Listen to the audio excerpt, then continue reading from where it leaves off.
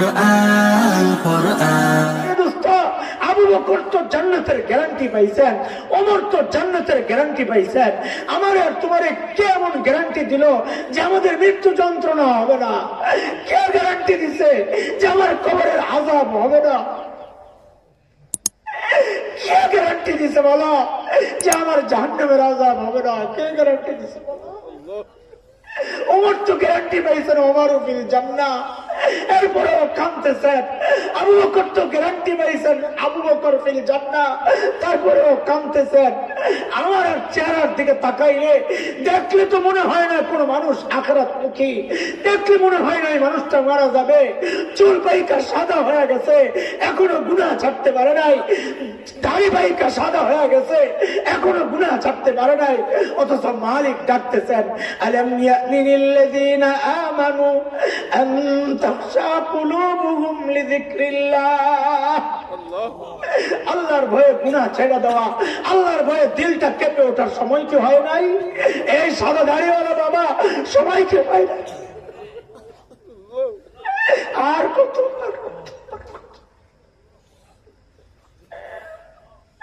কয়দিন সময় পাইবা তওবা করার জন্য? কয়দিন? কে দিবে তোমাকে এই সময়? কে গ্যারান্টি দিছে? ইমাম গাজালি তো এই জন্য বলেছেন এক মজলিসে, আরে কে জানি হইতে পারে এই মজলিসের কারো না কারো এমন আছে কেউ যার কাফনের কাপড় দোকানে চলে আসছে।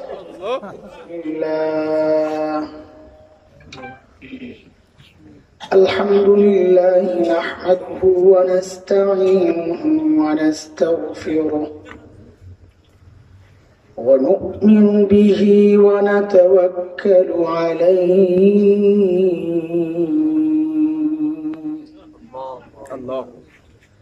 ونعوذ بالله من شرور أنفسنا ومن سيئات أعمالنا من يهده الله فلا مضل له ومن يضلله فلا هادي له وأشهد أن لا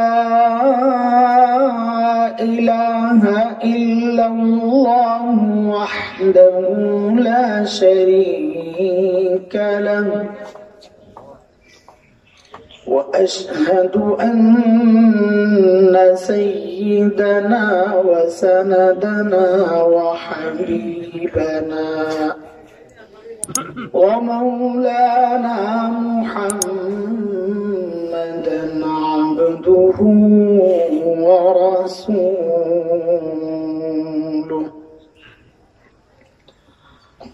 اللهم صل على محمد وعلى آل محمد كما صليت على إبراهيم وعلى آل إبراهيم إنك حميد مجيد اللهم بارك على محمد وعلى آل محمد كما باركت على إبراهيم وعلى آل إبراهيم إنك حميد مجيد أما بعد فأعوذ بالله من الشيطان الرجيم بسم الله الرحمن الرحيم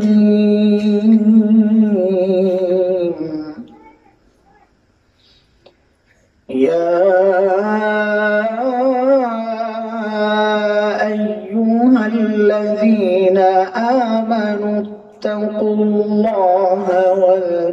ولتنظر نفس ما قدمت لغد ولتنظر نفس ما قدمت لغد واتقوا الله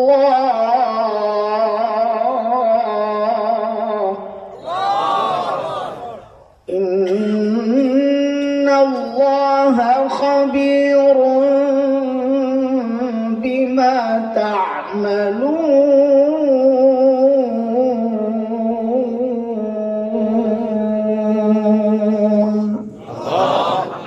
آمنت بالله صدق الله العلي العظيم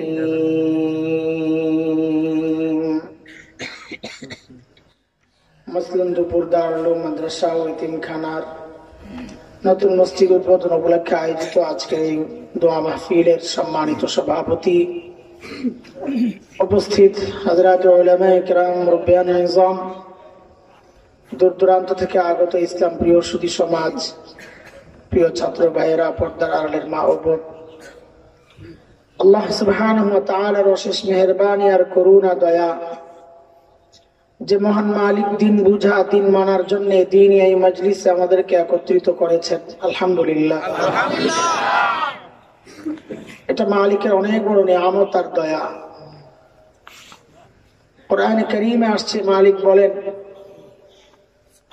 যে বান্দাকে আমি দিন বুঝার জন্য তার দিলটা খুলে দেই, দিন বুঝার মানসিকতা দান করি, ওই বান্দা সারাক্ষণ আমার স্পেশাল নূরের আওতায় থাকে। আর যার দিলকে শক্ত করে দেই তার জন্য তো ভয়ঙ্কর খবর, এবং সে গুমরাহিতে নিমজ্জিত থাকে। সূরা জুমারের মধ্যে আসছে, মালিক বলেন أفمن شرح الله صدره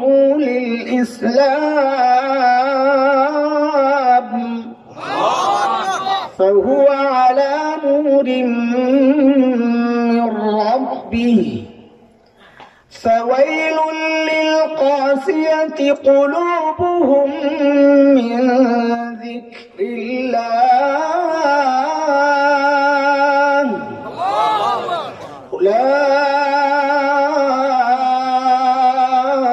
أولئك في ضلال مبين।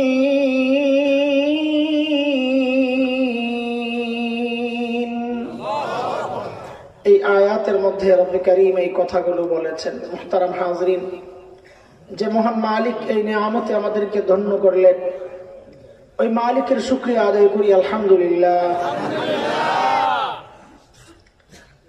সূরা হাশরের ছোট্ট একটা আয়াত তেলাওয়াত করছি, একেবারে ছোট। আল্লাহ তাআলা আমাকে আপনাকে বড় মায়া করে এই আয়াতে ডাক দিয়েছেন, ইয়া আইয়ুহাল্লাযীনা আমানু, ও ঈমানদার। এই ডাকটা মালিকের বড় মায়ার ডাক। হযরত মুফতি শফি রহমাতুল্লাহ আলাইহি বলেছেন, আল্লাহ বান্দাকে দুই ভাবে ডাকেন, কোরআনে ডেকেছেন। এক হচ্ছে ইয়া আইয়ুহান নাস, ও মানুষ, আর এক হচ্ছে ইয়া আইয়ুহাল্লাযীনা আমানু, ও ঈমানদার। হযরত মুফতি শফি রহমাতুল্লাহ আলাইহি বলেন, এই দুই ডাকের মধ্যে পার্থক্য আছে অনেক। বলে, যেমন আমরা আমাদের সন্তানদেরকেও দুই ভাবে ডেকে থাকি। এক হচ্ছে সন্তানের নাম ধরে আব্দুল্লাহ, তখন সন্তান অজানা এক আশঙ্কায় ভোগে, না জানি বাবা রাগ করে আছেন, এইভাবে ডাক দিছে।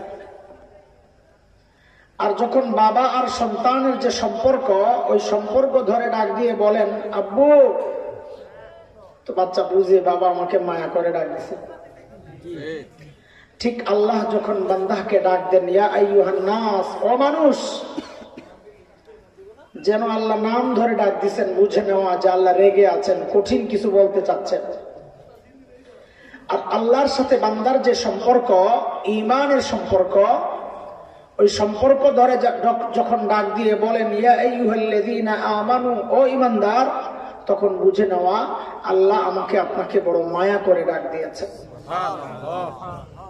আমি যে আয়াতে কারিমা তিলাওয়াত করেছি, ওই আয়াতে আল্লাহ মায়া করে ডাক দিয়ে কি বলতেছেন? ইয়া আইয়ুহাল্লাযীনা আমানুত্তাকুল্লাহ ওয়ালতানজুর নাফসুম মা কদ্দামাত লিগাদিন ওয়াত্তাকুল্লাহ।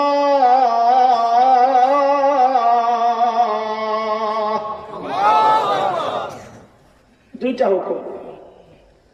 ইত্তাকুল্লাহ, ও ঈমানদার, আল্লাহকে ভয় করো। এই বিষয় নিয়ে কথা বলবো না, তাকওয়ার কথা। আমার কথা হচ্ছে দ্বিতীয় বিষয়টা নিয়ে। ওয়াল তানজুর নাফসুম মা কদ্দামাত লিগাদ। আল্লাহ বলতেছেন প্রত্যেকটা মানুষের উচিত তার আখিরাত নিয়ে চিন্তা করা, আমি আমার আগামীর জন্য, আখিরাতের জন্য কি কামাই করেছি। প্রত্যেকের চিন্তা করা উচিত। কে বলতেছেন? আল্লাহ। বলে আমরা তো চিন্তা করি, না করলে কি আর এই ওয়াজ মাহফিলে আসছি নাকি? আখিরাতের চিন্তায় আসছি না এখানে? না দুনিয়ার কোনো ফায়দা আছে? আখিরাতের চিন্তাই আসছে। তো দেখা যায় আমরা আখিরাতের চিন্তা তো করি, তো বলে করি যে করাটা ঠিক আছে কিনা, পারফেক্ট কিনা, যথাযথ কিনা, যতটুকু দরকার ঠিক ততটুকু কিনা, যেমনটা দরকার ঠিক তেমন কিনা, কেমনে বুঝবে? আমি তো বলবো হ্যাঁ ঠিক আছে, আল্লাহ বলা লাগবেন কিনা? তো আল্লাহ বলেন তোমার আমল ঠিক আছে কিনা, ঈমান ঠিক আছে কিনা, এর জন্য আমি একটা মানদণ্ড ঠিক করে দিলাম, ওইটার সাথে মিলাইয়া দেখো। যদি মিলে তো ঠিক আছে, না মিললে ঠিক করে নাও। বলে মানদণ্ড কি? বলে মানদণ্ড হচ্ছে হযরতে সাহাবায়ে কিরাম রিদওয়ানুল্লাহি আলাইহিম আজমাইন। আল্লাহর নবীর সাহাবীরা হচ্ছেন মানদণ্ড। কোরআনে কারীম আল্লাহ তাআলা তাদেরকে মানদণ্ড বানায়া বহু আয়াতে আল্লাহ বলেছেন উলাইকা আল্লাযীনা ইমতাহানাল্লাহু কুলুবাহুম লিত্তাকওয়া লাহুম মাগফিরাতুন ওয়া আজরুন আযীম।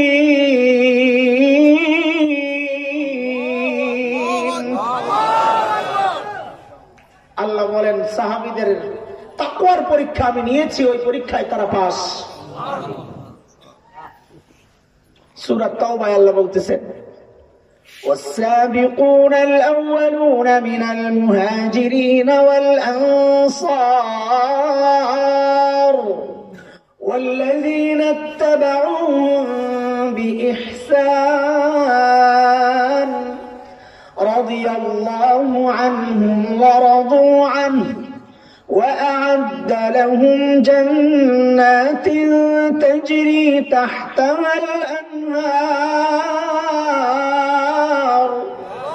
خالدين فيها أبدا ذلك الفوز العظيم।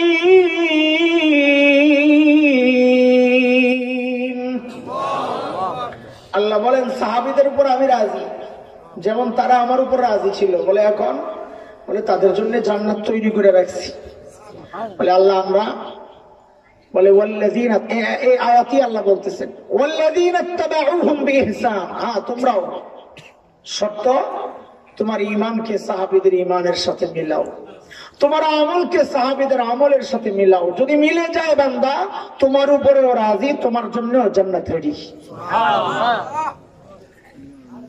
এই জন্য দোস্ত আমাদের জীবনকে আখিরাতের জন্য যে প্রস্তুতিটা, আখিরাতের জন্য যা করি, কতটুকু করা দরকার, এটা সাহাবীদের জীবনের সাথে মিলাইলেই বুঝবো আমারটা ঠিক আছে কিনা। মৌলিক একটা কথা শুনে রাখেন, মৌলিক কথা, এটা একদম লিখে রাখার মতো কথা। দুনিয়ার জিন্দেগিতে হযরতে সাহাবায়ে কেরামের যত কাছাকাছি আমি আসতে পারবো, আমার আমলকে যত বেশি তাদের মতো বানাইতে পারবো, তো হাসরের মাঠে আখিরাতে সাহাবীদের ঠিক তত কাছাকাছি আমি থাকতে পারবো। দুনিয়ার জিন্দেগিতে যত দূরত্ব তৈরি হবে, আখিরাতে হাসরে সাহাবীদের থেকে তত দূরে আমাদের অবস্থান হবে। সাহাবীদের সাথে আমাদের জীবনের মৌলিক একটা পার্থক্য শুনেন, মৌলিক পার্থক্য। সাহাবীরাও দুনিয়ার কাজ করছেন, আখিরাতের কাজ করছেন, আমরাও আখিরাতের কাজ করি, দুনিয়ার কাজ করি। পার্থক্য কোন জায়গায়? পার্থক্য হচ্ছে সাহাবীরা আখিরাতের কাজ করছেন, ফাঁকে ফাঁকে দুনিয়ার কাজ করছেন। আমরা যারা নিজেদেরকে দিনদার মনে করি, আমরা দুনিয়ার কাজ করি, ফাঁকে ফাঁকে আখিরাতের কাজ করি। বুঝে আসছে না কথা? আমরাও খেলাধুলা করছি, কম করি নাই। বুজুর্গ হুজুর মানুষ খেলাধুলা তো কম করি নাই ছোটবেলায়। এখনকার পোলাপাইনও খেলাধুলা করে। পার্থক্য কি? যে আমরা লেখাপড়ার ফাঁকে ফাঁকে খেলাধুলা করতাম, এখনকার পোলাপাইন খেলাধুলা দুষ্টামির ফাঁকে ফাঁকে লেখাপড়া করে। ঠিক সাহাবীদের সাথে আমাদের তফাৎ এই জায়গায়। সাহাবীরা আখিরাতের কাজের ফাঁকে ফাঁকে দুনিয়ার কাজ করতেন, তাও ওই কাজের মধ্যে মাকসাদ থাকতো আখিরাত। আমরা দুনিয়ার কাজের ফাঁকে ফাঁকে আখিরাতের কাজ করি, ওই আখিরাতের কাজের মধ্যেও দুনিয়ার ধান্দা থাকে। মৌলিক পার্থক্য। এটাকে যত কমানো যায়, যত কমানো যায়, আল্লাহ বলতেছেন মিলাও মিলাও। তো চলেন সাহাবীদের হালত।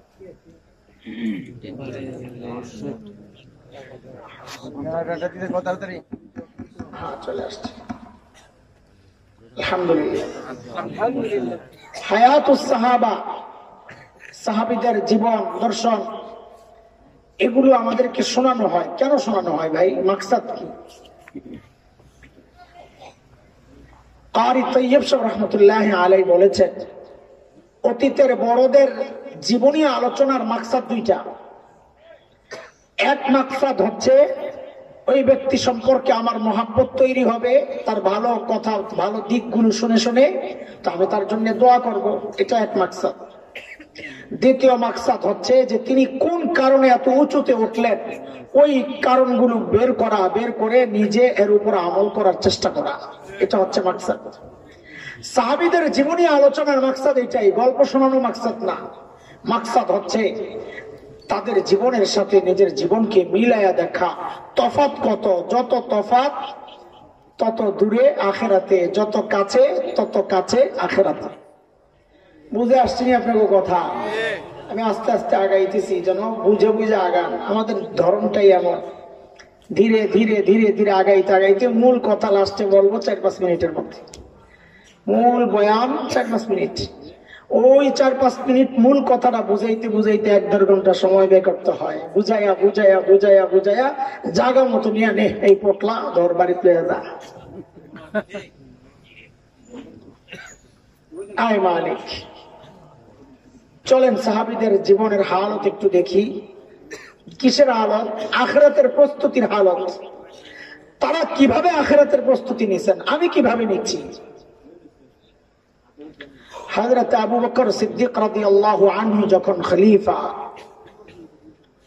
তো ওনার দরবারে বিধবা অসহায় নারীদের লিস্ট থাকতো। কেন? স্বেচ্ছায় যদি কেউ খিদমত করতে চায়, ওই লিস্টের পাশে নিজের নামটা বসাইয়া খিদমত করতে চলে যেত। এটা অনেক সওয়াবের কাজ। নবী আলাইহিস সালাম বলেছেন, ইয়েতিম আর বিধবার দায়িত্ব যারা নেবে, জিম্মাদারি যারা নেবে, ওই ব্যক্তি আর আমি জান্নাতে পাশাপাশি থাকব।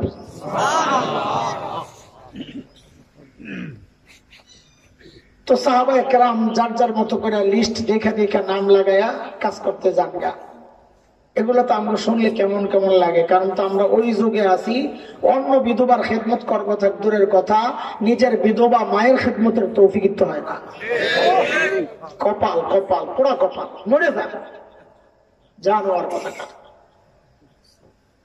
এর চেয়ে বড় নিয়ামত আর কি হইতে পারে? মার একটু খেদমত করে নিজের জান্নাত বানানো। কত সোজা, কত সোজা। কই কই ঘুরে পোলা পায়, কই কই ঘুরে। বড় আফসোস লাগে আমার, বড় আফসোস লাগে। মাঝে মাঝে দিল থেকে বলি এগুলা যে ভাইরে আমার মতো পরে কানবি কানবি কানবি, কিন্তু লাভ হবে না। সময় চলে গেছে, সময় চলে গেছে। আমার মা যখন মারা যান, এই যে কয়েকদিন আগে, মানে কয়েকদিন আগে খুব আলোচনা হয়েছে। 14 তারিখ, এই মাসের 14 তারিখে গেছিলাম রাজশাহী। তো ওই জায়গায় জায়গার কথা বলতে পারি না, কারণ হচ্ছে ওই মাহফিলটা কইরাই বাসায় এসার মাকে পাই নাই। তো বলার সময় আর কথা বলতে পারি না। সবাই কান্দে, সবাই কান্দতেছে। মা হারাইছে, কেউ নানু হারাইছে, কান্দতেছে সবাই, কেউ দাদু হারাইছে। আমিও কান্দি। সবাই মনে করছে আমি বুঝি শক্ত থাকো। তো আমি কান্দতেছি, বলতেছি মা চলে গেছেন, এই জন্য কান্দতেছি না, আল্লাহর হুকুম চলেই যাবে। আমি কান্দতেছি অন্য কারণে, যে হায় ডাইরেক্ট আল্লাহর কাছ থেকে চাইয়া আমার জন্য মঞ্জুর করায় আনবে দুনিয়ার কেউ তো রইল না। মা তো ওই জিনিস ডাইরেক্ট চায়া মঞ্জুর করায় আইনা দেয়। এই মানুষ তো আর পাইবা না, চলে গেলে আর পাইবা না, আফসোস করবা, আফসোস করবা। আমি একটু অন্য টাইপের ছিলাম, দোয়া নেওয়ার ফন্দি খুঁজতাম। বুঝছি তো কোরআন হাদিস পড়া তো বুঝছি যে দোয়ার ভান্ডার তো এটা। কই কই ঘুরো তুমি, পীরের কাছে, অমুকের কাছে, তমুকের কাছে, হাদিয়া তোফা, ঘোড়ার ডিম মিয়া, যায় জায়গা মতো পায়ের কাছে বসে থাকো, দুনিয়া বইনা যাবে, আখেরাত বইনা যাবে।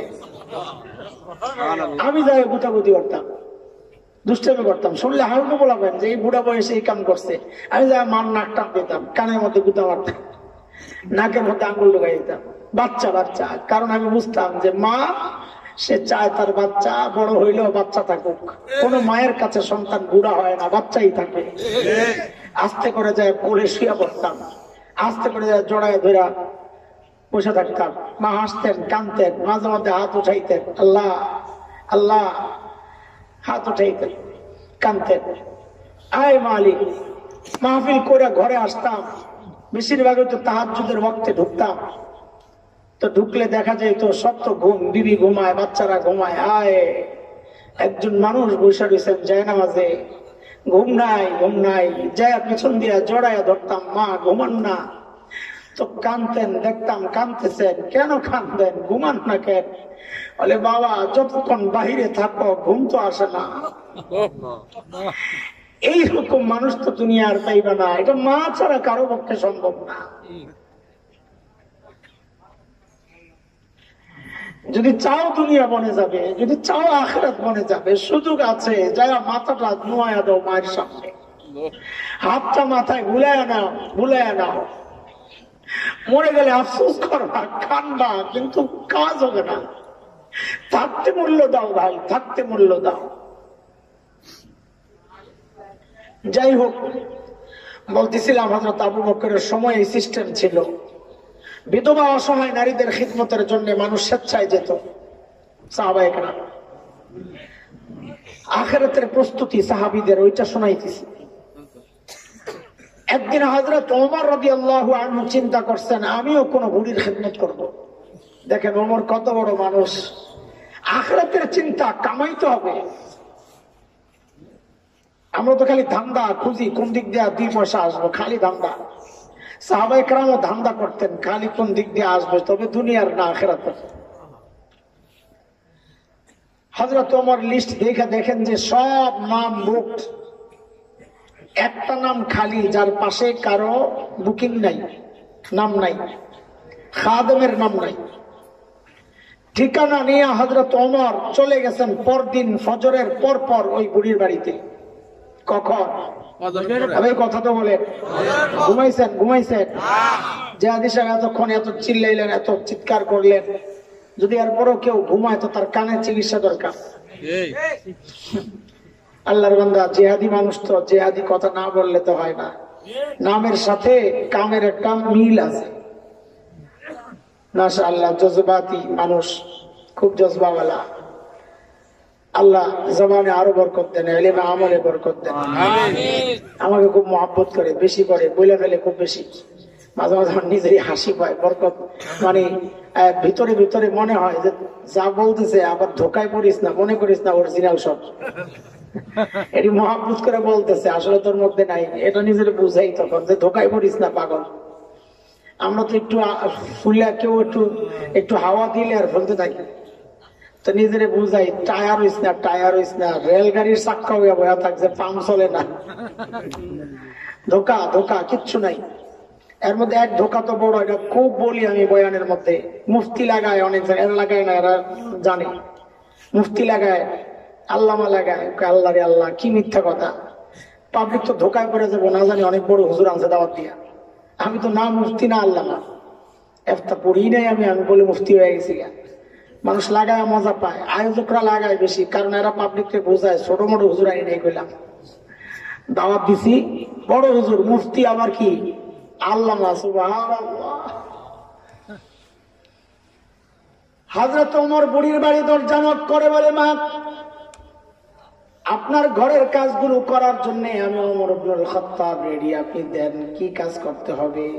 ওই সময়ের মানুষের কাজ কি ছিল? একটু পানি আইনা দেওয়া, একটু ঝাড়ু দিয়া দেওয়া, একটু বর্তন গুলা ধুইয়া দেওয়া, এই কাজ। ঘরে তো সামান বেশি থাকতো না আগে, এখন যত কিছু থাকে দেখেন না। এখন তো মহিলাকে কাজের বেটি লাগে 4-5টা, একটা পাকঘরে, একটা গোসলখানায়, একটা ঘর মুছে, এক একটার এক এক কাজ। সুবহানাল্লাহ। আয় খোদা।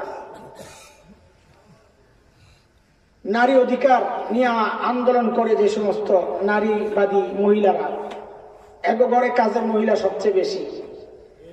ওই সময় মনে থাকে না নারীর স্বাধীনতা, কাম করা বেটি করে দিয়া। কেন তোমার জামাইরে দিয়া করাইতে পারো না? নারীবাদী কারবার বুঝছেন নি? পেশটা কোন জায়গায়? নারীবাদী। তো তোর ঘরে মহিলারা কাম করে কেন? নারীবাদী। তুই কাম করতে পারস না, আরো 4টা রানসুস ভাড়া করে মানুষের অধিকার নষ্ট করস, এমনি টাকা দিয়ে দে, ধোকাবাজ। হযরত ওমর যায় বলেন, মা আপনার ঘরের কাজগুলো করার জন্য আমি আসছি, ওমর ইবনুল খাত্তাব। বুড়ি ভেতর থেকে জবাব দেন, বাবারে প্রতিদিন যে আল্লাহর বান্দা আমার ঘরের কাজগুলো করেন, তিনি ইতিমধ্যে ওই কাজ করে তো চলে গেছেন। কখন?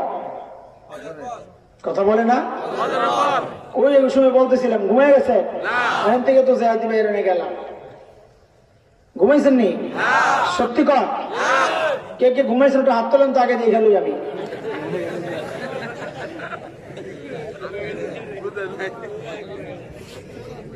বুঝে নাই, এটাও তো পরীক্ষা করছি আমি, তো প্রশ্ন করছি একটা, উত্তর 2টা। কে কে ঘুমাইছে, কে কে অমনোযোগী। যে হাত তুলছে হ্যাঁ হুজুর আমি ঘুমাই নাই কিন্তু অমনোযোগী।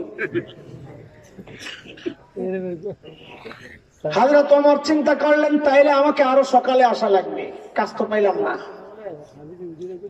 এই চিন্তা করা হযরত ওমর পরদিন ফজরের আজানের ওয়াক্তে বুড়ির বাড়ির দরজার সামনে যায়, দরজা নক করে বলে, মারি আমি ওমর ইবনুল খাত্তাব, গতকালও আসছি, আজকেও আসলাম, আপনার ঘরের কাজগুলো দিয়ে দেন, আমি করতে আসছি। আজকেও বুড়ি জবাব দিচ্ছেন, বাবারে প্রতিদিন যে আল্লাহর বান্দা আমার ঘরের কাজগুলো করেন, তিনি ইতিমধ্যেই কাজ করে চলে গেছেন। হযরত ওমরের চিন্তা, তাইলে আরো আগে আসা লাগবে, বুঝছি। ওই চিন্তা আসছেন তাহাজ্জুদের ওয়াক্তে। কখন? চিনেননি তাহাজ্জুদের ওয়াক্ত? কখন? ফজরের আজানের আগ পর্যন্ত বলে, দেখছেন নি কারবার? আচ্ছা যাই হোক, আমি ওইটা জিজ্ঞেস করা মাকসাদ না, ওইটা তো মাসআলার ব্যাপার। আমাদের কাছে আবার একটা ডিজিটাল ব্যাখ্যা আছে তাহাজ্জুদের ওয়াক্তের। সেটা হইলো বর্তমান সময়ের যুবক পোলাপাইন ফেসবুক বন্ধ করে, ইউটিউব বন্ধ করে যখন ঘুমাইতে যায়, ওটা হইলো তাহাজ্জুদের ওয়াক্ত। চোরা গ মার্কেট নষ্ট করছে এরা। রাতে চুরি করতো যারা আগে, এখন মার্কেট নাই, খাওয়ান নাই। যেই ঘরে চুরি করতে যায় রাত্রে যায়, জানলা দিয়ে তো আগে দেখে মানুষটি ঘুমাইছি নি, দেখ কোথা আসমানের দিকে মুনাজাত ধরে বয়ে দিচ্ছে।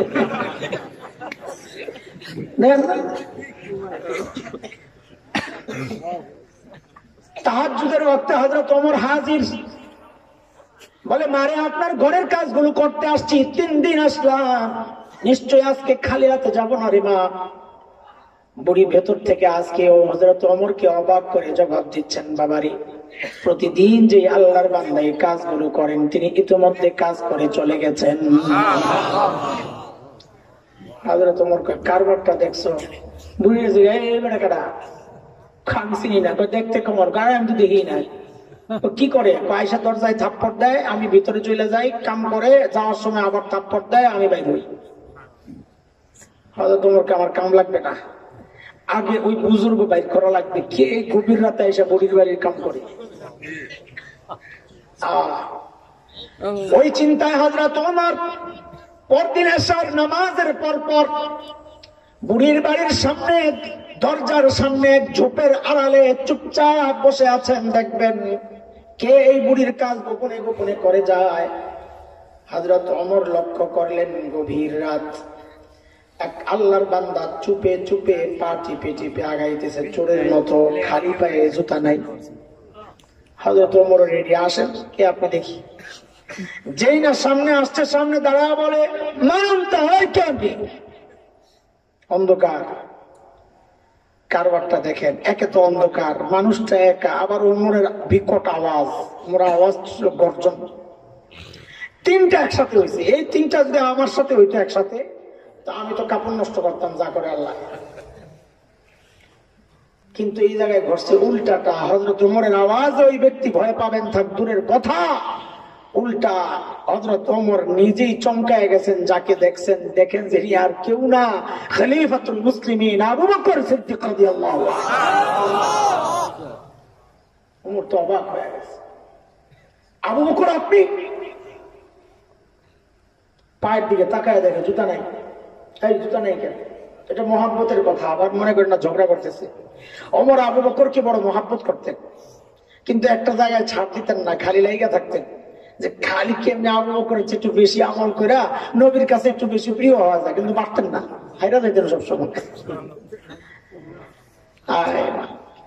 জুতা নাই কে? আহা, সাইয়েদনা আবু বকর কি জবাব দিছেন? এক জায়গায় পাওয়া যায় জবাব দিছেন ওমর, জুতা পায়ে দিয়ে আসার সময় চটচট আওয়াজ হয়, মানুষের ঘুম যদি ভেঙে যায়। খলিফা জনগণের নিদ্রা, নিরাপত্তা, ঘুমের নিরাপত্তা, এটা দেওয়ার জন্য খলিফা জুতা খুইলা হাঁটতেছেন, আর আমাদের জানেরই তো নিরাপত্তা নাই। ইসলামী শাসন ব্যবস্থা। আরেক জায়গায় আসছে, এটা আমাদের বড়রাও দেখাইছেন, এই রেয়াত, জুতার কারণে আওয়াজে কারো ঘুম নষ্ট, কেউ কষ্ট পায়, এটা বড়রাও দেখাইছেন। মুফতি শফি রহমতুল্লাহ আলাইহি বলেন, দেওবন্দ মাদ্রাসার এক বড় ওস্তাদ ছিলেন আসগর আলী রহমতুল্লাহ আলাইহি। তো আমাদের বড়দের কাজ ছিল লেখাপড়া করে কোনো বুজুর্গের কাছে লম্বা সময় কাটাইতেন, আদব আখলাক শিখতেন। কারণ লেখাপড়ার চেয়ে আদব আখলাক বেশি জরুরি, নাইলে তো ইবলিস হয়ে যাবে লেখাপড়া করে। তো বলে আসগর আলী রহমতুল্লাহ আলাইহির কাছে আমি থাকি। তো আম খাইছি দস্তরখানের মধ্যে, আমের সিলকা, দস্তরখান ঠিক করো। তো মুফতি রহমতুল্লাহ বললেন, আমি কাছে দস্তরখান রেডি করতেছি। হা, এমনি না, এমনি না, ধরে ধরে কাজ শিখাইছেন, এমনি না, আলাদা আলাদা ভাগ করো, কাটা কোটা এগুলারে আলাদা, দুই চারটা ভাগ করছে এগুলারে আলাদা, আমের সিলকা আলাদা। আল্লাহর বান্দারে দেখলাম আমগুলার সিলকা গুলারে হাতে নিয়ে যাওয়ার সময় পুরো মহল্লায় ছিটায় ছিটায় যায়, এক জায়গায় একটা ফালাইছে, দূরে আরেক জায়গায় একটা ফালাইছে।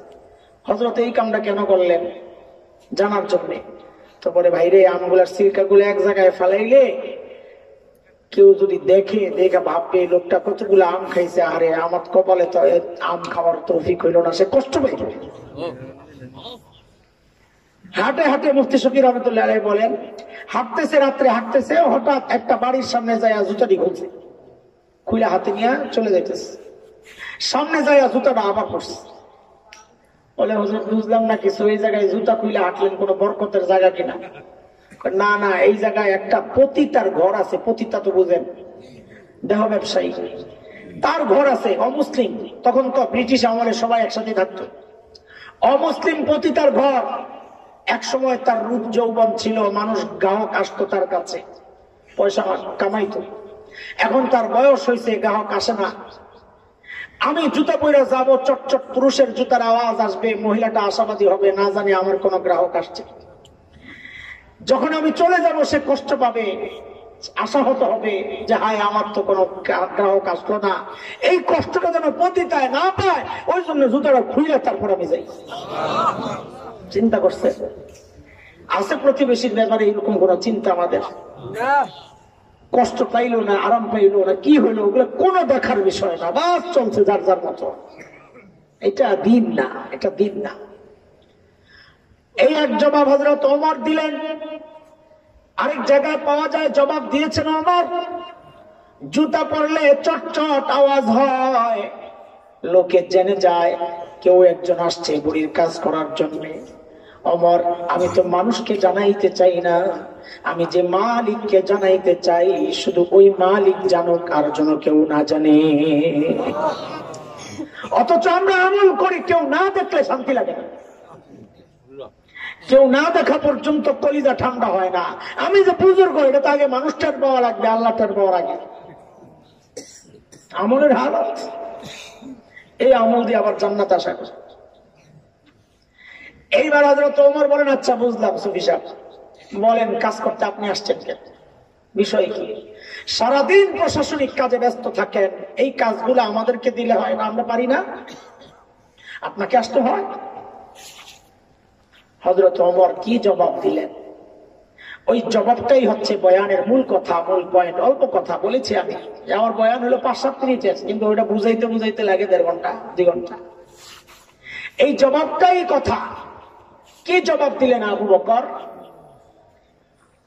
জবাবটা এখন বলবো না, পরে বলবো। কেন? বলে জবাবের ওজন বুঝতে হইলে আগে আবু বকরের ওজন বুঝা লাগবে, তিনি কত বড় মানুষ। কেন? কারণ কথার ওজন উঠানামা করে ব্যক্তির ওজনের উপর। যেমন ধরেন আপনি বারুদি বাজার হাঁটতেছেন, একটা ভিক্ষুক আইসা আপনাকে বলতেছে কালকে দেখা করে খুশি করে দিন, তারপর মনে মনে হাসতেছেন, নিজে খাইতে পারে না আবার আমারে খুশি করবে। দেখা হয়েছে আমাদের বাবু আবুল কাসেম বাবু ভাইয়ের সাথে, বলে এই ভাতিজা কালকে দেখা করিস, একটু খুশি করে দেবো তোরে। এখনো কি মনে মনে হাসবেন না আশাবাদী হবেন? কারণ কিছু পাওয়ার আশা আছে। কথা কিন্তু এক চাই, ব্যক্তির ওজন বেড়ে গেছে, কথারও ওজন বেড়ে গেছে। একই কথা যদি বাবু ভাই না বইলা এমপি সাহেব বলেন কালকে দেখা করিস খুশি করে দিব, আশাবাদটা আগের মতো না আরেকটু বাড়ছে। কথা কিন্তু একটাই, ব্যক্তির ওজন বাড়ছে, কথারও ওজন বাড়ছে। একই বক্তব্য যদি মাননীয় প্রধানমন্ত্রী দেন, আরো বাড়বে না কমবে? আপনাদের অবস্থা কি হবে জানি না, আমি তো সারা রাত ঘুমাবো না, আল্লাহ জানে কোন হাড্ডি আইতেছে আমার জন্য। এটা মারিফতি কথা, বুঝবেন না। ব্যক্তির ওজনের উপর কথার ওজন ওঠানামা করে।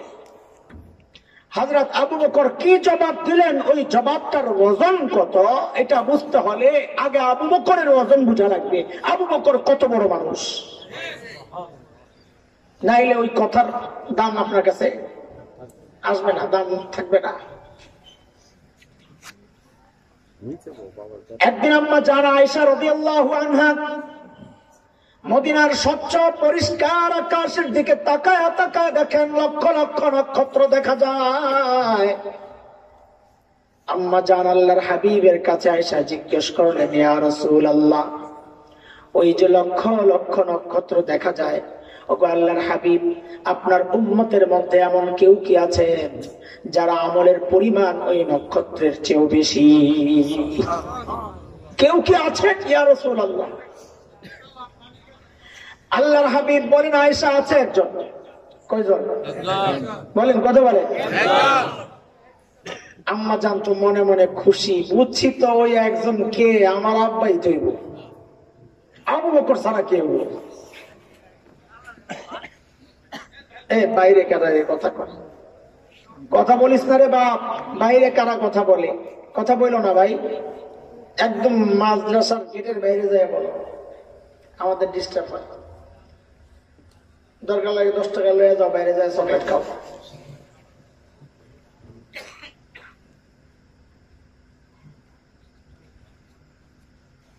তো আল্লাহর হাবিব বলেন, আয়েশা আছে একজন। কয়জন? আম্মা জান তো মনে মনে খুশি, জানি তো একজন কে, একজন যদি হয় তাহলে আমার বাবাই হইব। বলে জানলে আবার জিজ্ঞেস করছো কেন? ওটা দুনিয়ার সব মেয়েদের স্বভাব, সব মেয়েরাই চায় স্বামীর মুখ দিয়ে একটু বাবার বাড়ির প্রশংসা শুনতে। একদিন খালি বদনাম করে দেখেন, এক সপ্তাহ তরকারি মজা হবে না। ঠিক নি কথা?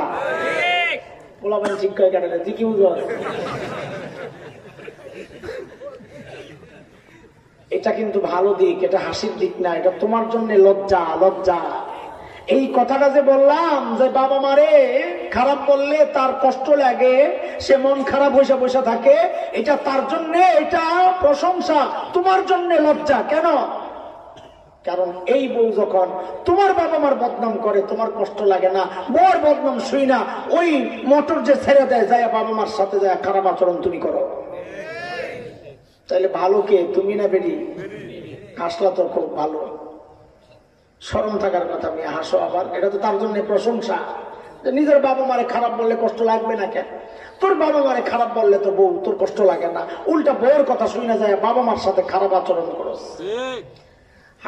হাসা তো দরকার তরে নিয়া, বউ তো এটা প্রশংসার কাজ। আল্লাহর হাবিব বলেন আয়েশা আছে একজন, কয়জন? আম্মা জান ভেবেছেন জানি তো একজন, কে আমার বাবা ছাড়া আর কে হবে? আল্লাহর নবী বলেন আয়েশা আমার যে উম্মতের আমল ওই নক্ষত্রের চেয়ে বেশি। আয়েশা ওই উম্মতের নাম হচ্ছে ওমর ইবনুল খাত্তাব। কে? এইটা শুই না আম্মা জানের অবস্থাটা কি করবে? মুখ চোখ একেবারে শুকায় গেছে, একেবারে। আয় আল্লাহ, কি বুঝলাম তাহলে আমার বাবার এত কিছু কি লেগা? আল্লাহর হাবিব তো আম্মা জানের চেহারা দেখে বুঝছেন আয়েশার ভিতরে গন্ডগোল চলতেছে। কারণ মানুষের দিলের খবরটা চেহারায় ফুটে ওঠে। চেহারা হলে আয়নার মতো, ইংরেজিতে বলে face is the index of mind, নাকি কি কয়?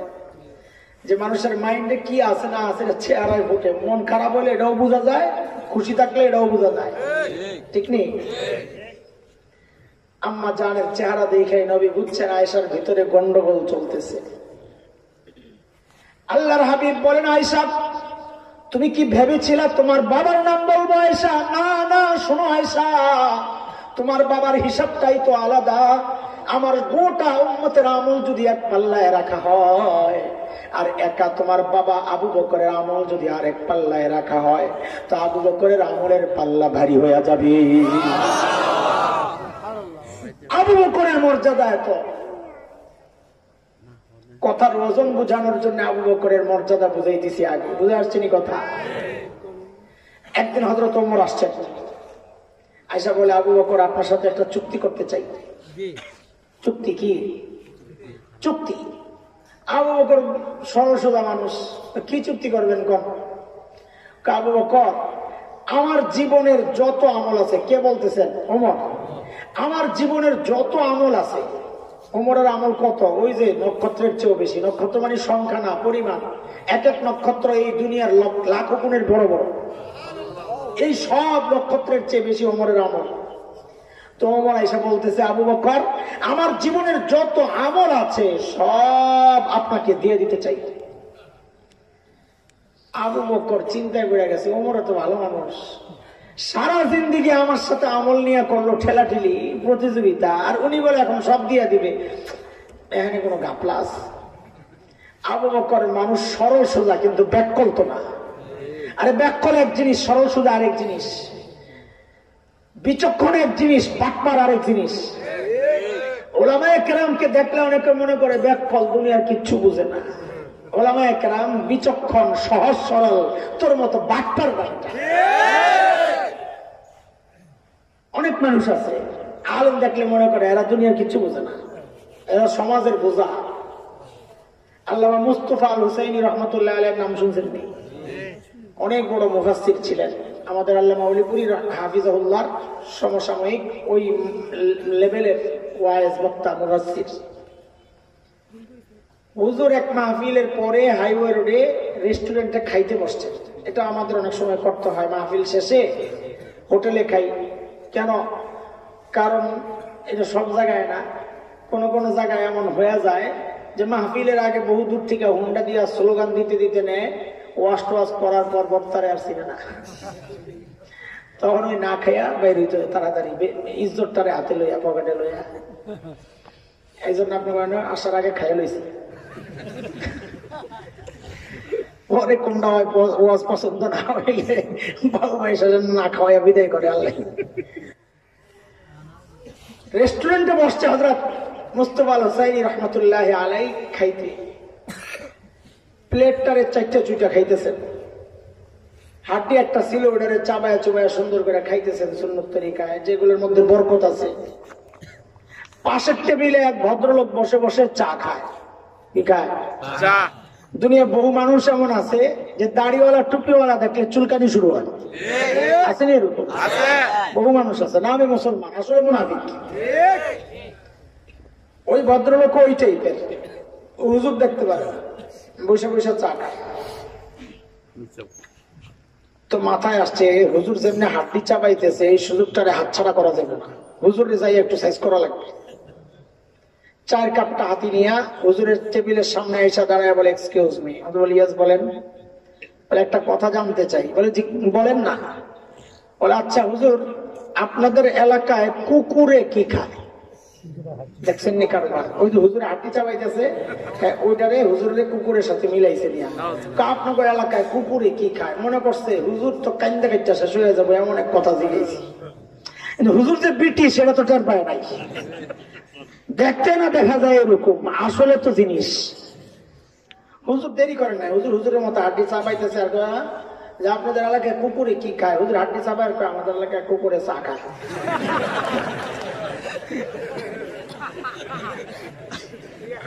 এমন কার কান্দা কে কান্দে?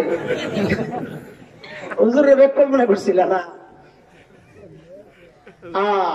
হুজুররা সরল হয়, বাটপার হয় না, কিন্তু বোকা না, বেকল না, মনে রেখেন কথা।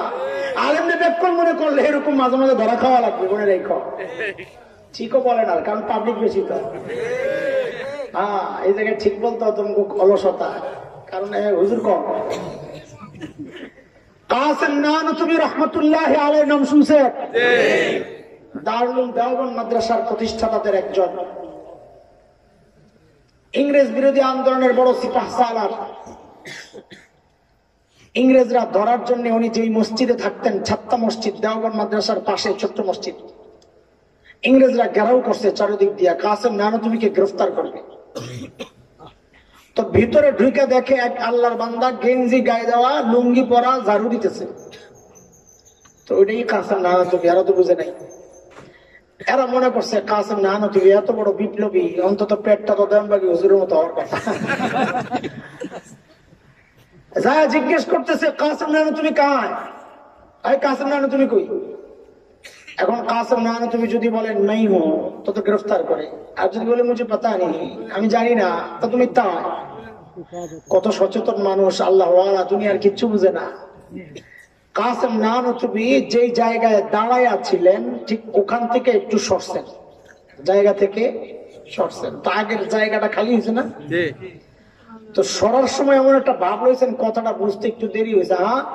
ও আচ্ছা, কাসেম নানতুবি ও তো আগে ইহাতে, তো একটু আগে এখানেই ছিল, যেখানে দাঁড়ায় আছিল ওদিকে ইশারা দিয়ে কি বলতেছে, একটু আগে তো এখানেই ছিল, আসলে তো এখানেই ছিল, এখন তো শরীরে আসছে এই জায়গায়। ইংরেজরা মনে করছে একটু আগে এখানে আসলে, এখন পালায় গেছে। আলেম বিচক্ষণ। আবু বকর মানুষ তো ব্যাকল না, আবু বকর বড় চালাক। যখন সূরা লাহাব নাজিল হয়, সূরা লাহাবের মধ্যে আবু লাহাব সাইজ করা হয়েছে, সাথে আর বউ উম্মে জামিল বিনত হারব ইবনে উমাইয়াকেও সাইজ করার হুমকি দিয়েছেন আল্লাহ তাআলা, তোরাও সাইজ করো। উম্মে জামিল তো শুইনা মেজাজ গেছে গরম হইয়া। এমনি তাফসীরের কিতাবে লেখে, উম্মে জামিল যখন চলাফেরা করত তো দূরের থেকে দেখলে বোঝা যাইতো না এটা বেড়া না বেড়ি। আছে না সমাজে এরকম কিছু বেড়া বেড়ি? যদি না দেখো, না চিনো, তো শাহবাগে যাও, ওই যেগুলা মিছিল করে শাহবাগে দেখছো না, দেখ বাইরে দেখলে বোঝা যায় না এটা বেড়া না বেড়ি।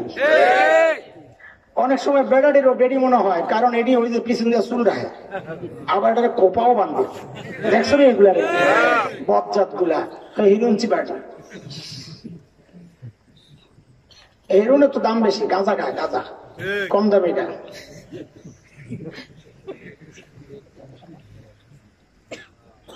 আবু বকর সিদ্দিক রাদিয়াল্লাহু আনহু আর নবী আলাইহিস সালাম মসজিদে হারামের মধ্যে বসা। উম্মে জামিল যখন শুনছে আমার বিরুদ্ধে কথা বলছে, পাথর একটা লইছে, লইয়া মসজিদে হারামের দিকে রওনা দিছে, নবীরে সাইজ করবে। দূর থেকে আবু বকর দেখছেন যে উম্মে জামিল আসতেছে পাথর নিয়ে, ভাবসাব বেশি ভালো না, মতিগতি ভালো না। নবীকে আস্তে আস্তে যা বলতেছেন, ইয়া রাসূলুল্লাহ, উম্মে জামিল আসতেছে, হাতে পাথর, ভাবসাব বেশি ভালো মনে হচ্ছে না। আল্লাহর নবী বলেন, আবু বকর আসতে দেন, উম্মে জামিল আমাকে দেখবে না। কেন? কারণ নবী আলাইহিস সালাম কোরআন শরীফ তিলাওয়াত করতেছিলেন, আর আল্লাহ তো নবীকে জানায়া দিবেন, সূরা বনী ইসরাঈলে আসছে, ফাইযা ক্বরাতাল কুরআন জাআলনা বাইনাকা ওয়া বাইনাল্লাযীনা লা ইউমিনুনা বিল আখিরাতি হিজাবান মাসতুরা। নবী আপনি যখন তিলাওয়াত করবেন তো আপনার মাঝে আর বেঈমানদের মাঝে আমি নিরাপত্তা পর্দা ঢেলে দিব, তারা আপনাকে দেখতে পাইবে না। উম্মে জামিল তো হাতে পাথর নিয়ে খালি খোঁজে, আবু বকর তো ভাবসাব দেখে বুঝছে নবীর কথাই ঠিক, এত বুঝে পায় না। আয়েশাই বলে, আবু বকর তোমার বন্ধু কই? তা আবু বকর কয়, সালাক মানুষ, এখন যদি কয় আমি জানি না তো মিথ্যা কথা হয়। আবু বকর আস্তে করে মেরাই দিছে, কয় খুঁজে দাও। কি কয়? খুঁজে দেখো। কয় শুনলাম তোমার বন্ধু বলে আমারে মন্দ বলছে। আবু বকর কয়, আল্লাহর কসম আমার বন্ধু জিন্দেগিতে কাউরে মন্দ বলে নাই। এখন মুফাসসিররা লেখেন, আরে নবী তো তাব্বাত ইয়াদা শোনাইছে, এর মধ্যে তো এর বউর কথাও আছে, তো নবী শোনায় নাই মানে কি এটা? তো আবু বকরের উদ্দেশ্য বলে, আবু বকর বড় চালাক।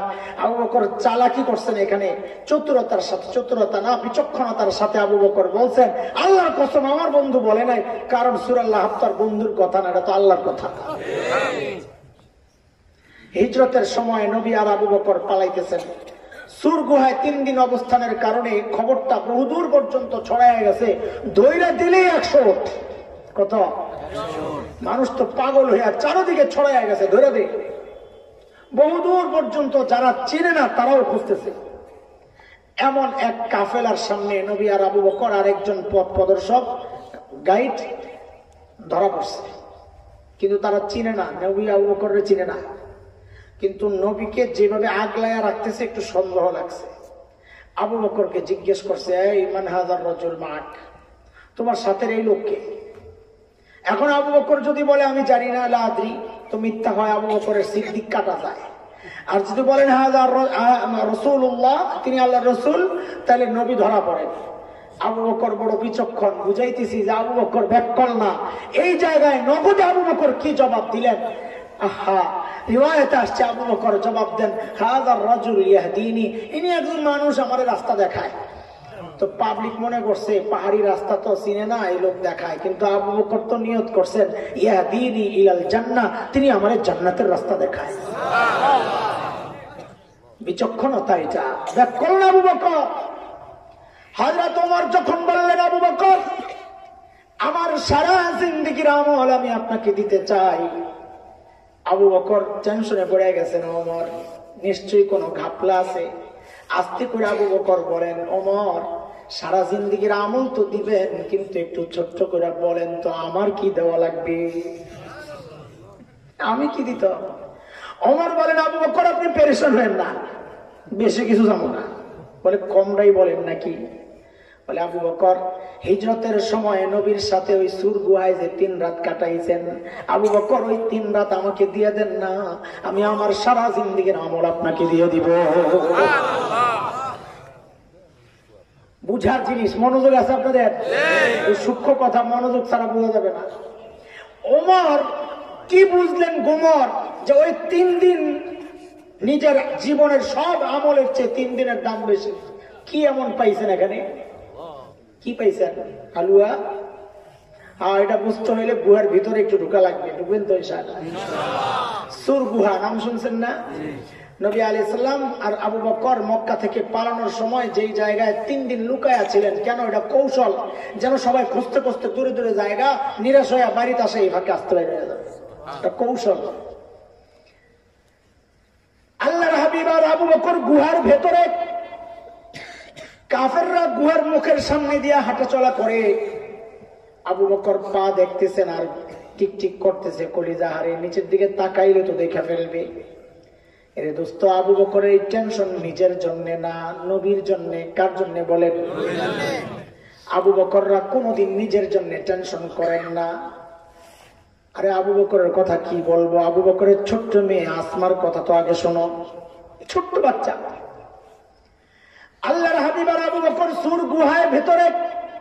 সুর গুহা দোস্ত 10 তলা 15 তলা উঁচু, কোনো পাহাড়ের নাম না। দুইটা গুহা, একটা গাড়ে হেরা, হেরা গুহা যেখানে ওহী আসছে সর্বপ্রথম, ওইটাও অনেক উঁচা। কিন্তু আমি উঠছি, ভিতরে ঢুকছি, নামাজ পড়ছি, মন চাইছে সুর গুহায় একটু উঠবো। কিন্তু যতবার পাহাড়ের নিচে যায় উপরের দিকে তাকাই, উপরের মানুষগুলারে যখন দেখি, পিঁপড়া, সাদা পিঁপড়ার লাইন, আমার দ্বারা সম্ভব না।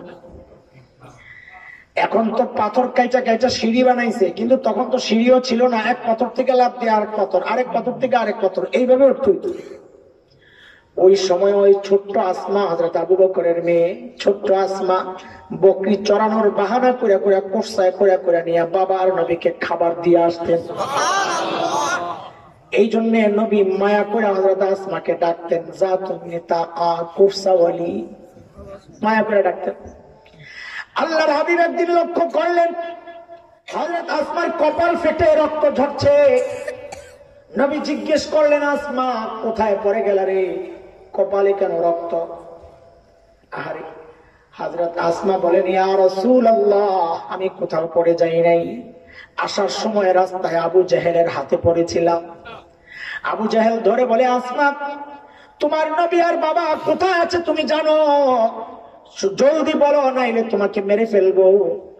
ইয়া রাসূলুল্লাহ, আমি আবু জেহেলকে জানায়া দিলাম, আবু জেহেল আপনি আমাকে মারবেন না কি করবেন আপনার ব্যাপার, কিন্তু নবী আর বাবা কোথায় আছে আমি জানি, কিন্তু বলবো না।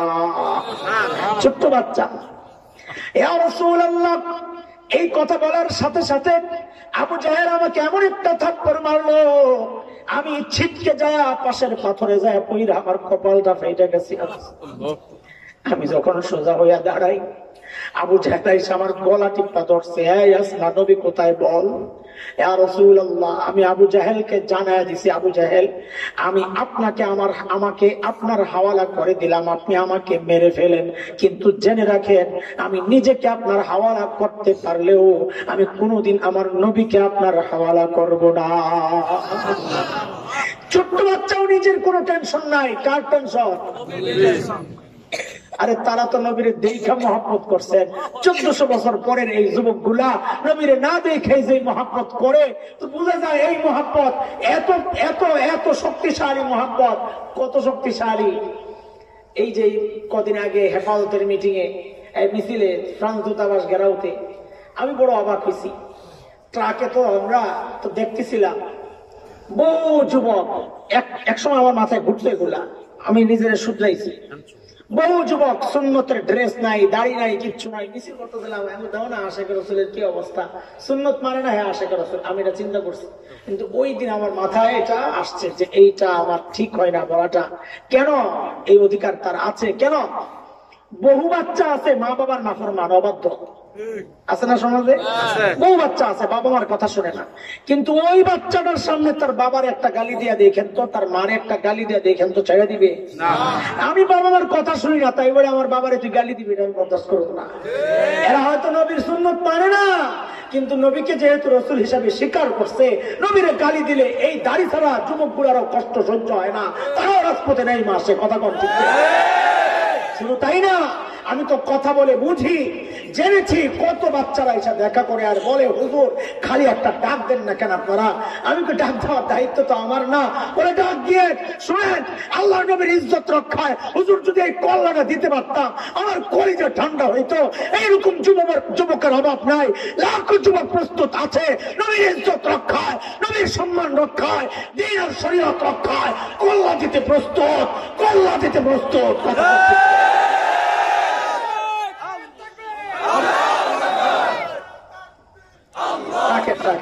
স্লোগান তো আগে যা দেওয়ার দিচ্ছেন, এখন আর লাগবে না। হযরত আবু বকরের টেনশন নিজের জন্য না, কার জন্য? আল্লাহর হাবিব আরাম করতেছিলেন, ঘুমায়াছিলেন। ঘুম থেকে উঠে দেখেন আবু বকরের চেহারার মধ্যে চিন্তার ছাপ। নবী জিজ্ঞেস করেন, আবু বকর এত টেনশন কেন আপনার, কি হয়েছে বলেন? হযরত আবু বকর বলেন, ইয়া রাসূলুল্লাহ, একটু উপরের দিকে তাকায়া দেখেন, লাউ আন্না আহাদাহুম ইয়ানজুরু ইলা কাদামাইহি, তাদের যে কেউ একজন যদি বুহার মুখের দিকেও না তাকায়, শুধু নিজের পায়ের দিকে যদি তাকায়, তাইলেও তো আমাদেরকে দেখে ফেলবে। দেখেন দেখেন আল্লাহর হাবিব হযরত আবু বকরকে অভয় দিচ্ছেন। আবু বকর, আপনি কি মনে করছেন গুহার ভেতরে খালি আমি আর আপনি আর আমাদের সাথে কেউ নাই? আপনি এটা মনে করছেন? না আবু বকর, না, আমি আর আপনি একা না, আমাদের সাথে আল্লাহ আছেন। সাথে কে আছেন? নবী বলেন না আপনার সাথে আমি আছি, আপনি ডরায়েন না, এটা বলছেন। কাজে আমাদেরও স্লোগান ঠিক করা লাগবে। পোলাপান যে স্লোগান দেয়, মামুল এগিয়ে চলো, আমরা তোমার সাথে আছি, তুই থাকলে কি হবে রে? আল্লাহ যদি না থাকে, আল্লাহ থাকলে তোর না থাকলেও চলবে। বলতে হবে এগিয়ে চলো, আল্লাহ তোমার। কত উল্টাপাল্টা স্লোগান দেয় পোলাপান আবেগের ঠেলায়, জিহাদ জিহাদ জিহাদ চাই, জিহাদ করে কথা কয় না, বাঁচতে চাই। তুই বাঁচতে চাইলে জিহাদে যাবি কি জন্যে? আবার কাফনের কাপড় পরে, কাফনের কাপড় পরে গেছে মিছিলে, মিছিল করে কি জিহাদ জিহাদ জিহাদ চাই, জিহাদ করে বাঁচতে চাই। বাঁচতে চাইলে তুই কাফনের কাপড় পরছিস কি জন্য? মুসলমান জিহাদে যাবে বাঁচার জন্য না মরার জন্য, কথা কয়। ইচ্ছা যদি আসে গাজী হিসাবে, সেটা আল্লাহর ইচ্ছা, কিন্তু আমরা বাঁচার জন্য, পালানোর রাস্তার জন্য আমরা জিহাদে যাব না। যেদিন যাব নিজেকে শেষ করার জন্যই যাব। তবে শেষ করার আগে কমপক্ষে 10টা, খালি যাই মরে গেলে মরার আগে কমপক্ষে ইনশাআল্লাহ ইনশাআল্লাহ মনে রেখো। আম করে তুই আবার এক আম করে ফালায় রাস্তায় তোর মেরো না।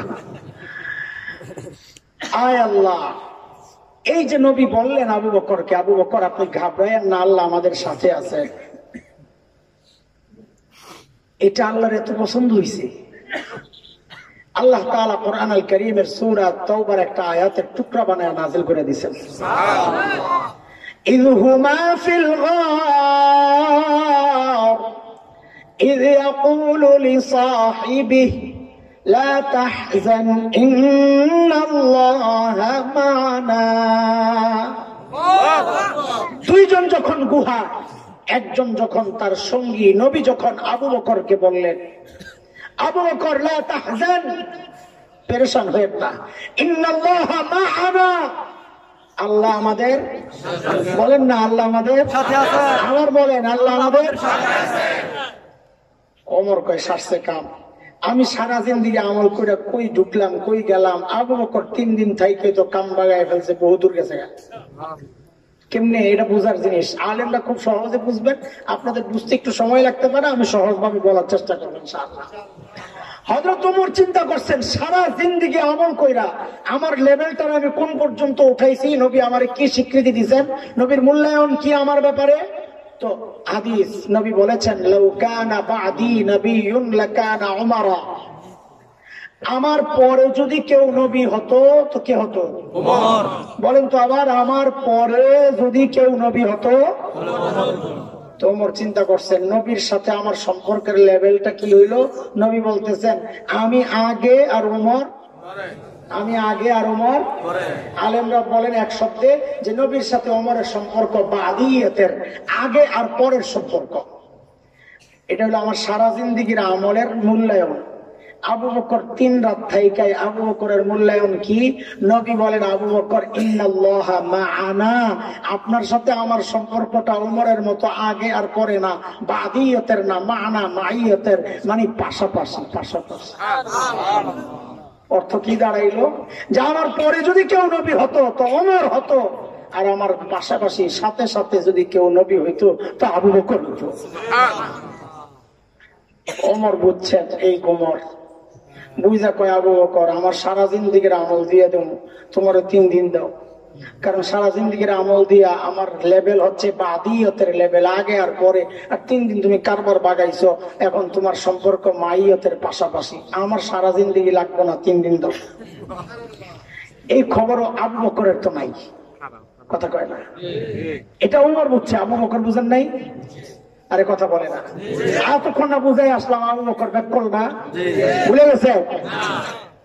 হযরত আবু বকর কি জবাব দিছে, ওরা আজীব জবাব, কলিজা ছিঁড়ে যায়। আমি সর্বপ্রথম যখন জীবনের 7-8 বছর আগে হবে বেবি, আবু বকর এই জবাবটা যেদিন বসি, ওয়াল্লাহি ওয়াল্লাহি ওয়াল্লাহি আল্লাহকে সাক্ষী রেখে বলতেছি, আবু বকরের জবাবটা পড়ার সাথে সাথে আমি কেঁদে ফেলেছি, সাথে সাথে।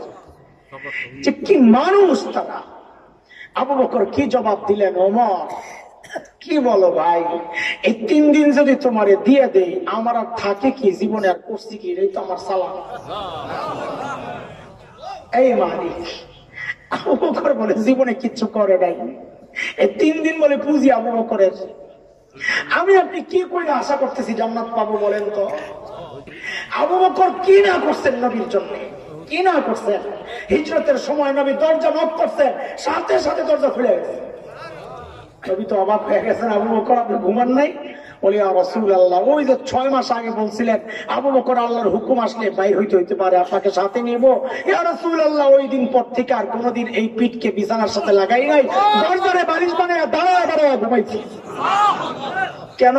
কখন আপনি আইসা নক করবেন, আস্তে আস্তে যদি দেরি হয়, আপনার যদি কোনো বিপদ আসে, এই জন্য আমি দরজারে ছাড়ি নাই রাত্রে।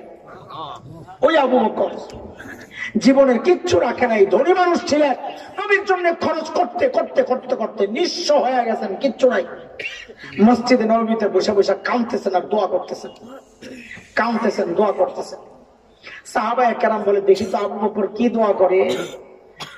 কাছে আইসা শুনতেছে আবু বকর কাঁদতেছে আর দোয়া করতেছে, আল্লাহ আপনার নবী আমার কাছে চান, আমি দেই, সমস্যা নাই, কিন্তু আমার লজ্জা লাগে, খারাপ লাগে। কেন? দেওয়ার সময় নবীর হাতটা নিচে চলে যায়, আমারটা উপরে যায়, আমার সহ্য হয় না। আল্লাহ আপনি আপনার নবীর দিলের মধ্যে এটা বসায়া দেন না, যে নবী আবু বকরের মাল খরচ করার সময় আপনি চাইেন না আবু বকর লজ্জা পায়, আপনি নিজের মনে করেন আবু বকরের মালকে নিজের মনে কইরা যখন মনে চায়, যতটুকু মনে চায় আপনি খরচ করতে থাকেন, আবু বকরের কাছে চাইেন না, আবু বকর লজ্জা পায়, কান্দে আর এই দোয়া করে আবু বকর।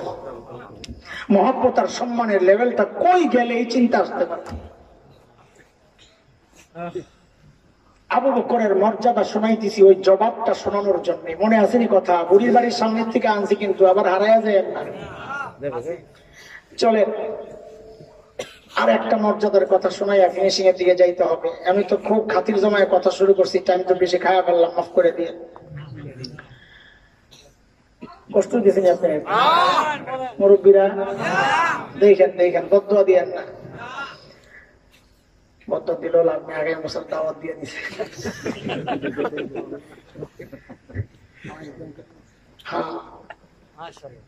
তাবুকের যুদ্ধ চলে, নবী আলাইহিস সালাম চাঁদা চাইছেন সাহাবায়ে কেরামের কাছে, কার কি আছে যাও। আজকে তো ওমর মহা খুশি। কেন?